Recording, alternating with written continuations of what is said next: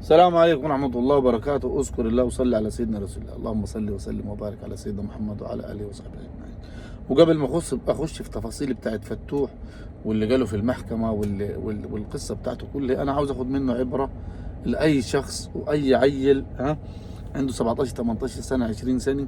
أهو ده عبرة. ده راجل كان نجم من نجوم مصر ونجم من نجوم الزمالك، في لحظة انتهى. اعتبره انتهى يعني، سيبك من الكلام اللي هناك حتى لو طلع مني. لكن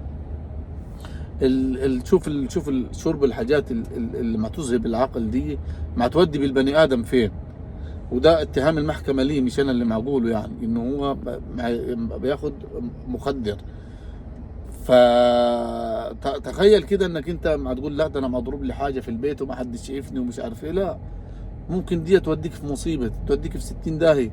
في لحظه تلاقي نفسك زي فتوح في السجن، يعني تبص على صوره فتوح دي في السجن وتحطها قدام عينك. طب تخش على المحاكمه، فتوح بيقول لك قال انا خدمت مصر كثير وده اول غلطه لي. خدمتش مصر انت، ما حدش خدم مصر. مصر هي اللي ما تخدم العالم.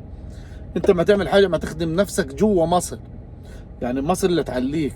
تخيل انت بدون اي باسبور، مالكش اي علاقه، مالكش اي هتعمل حاجه. لا، وانت عملت ايه لمصر؟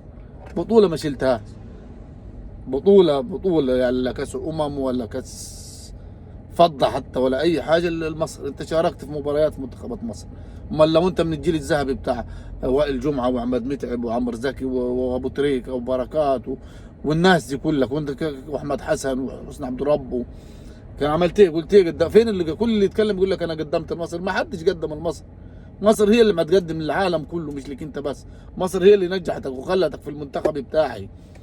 يعني تخيل كده شركه ابل يعني هديك مثال، لان لما تاخد موظف تروح في انترفيو وتقبلك فيه، شرف ليك انك تشتغل في ابل، او بلاش ابل يعني اي شركه عالميه او اي مكان. فانت ليك الشرف انه خلوك تتمثل في منتخب مصر.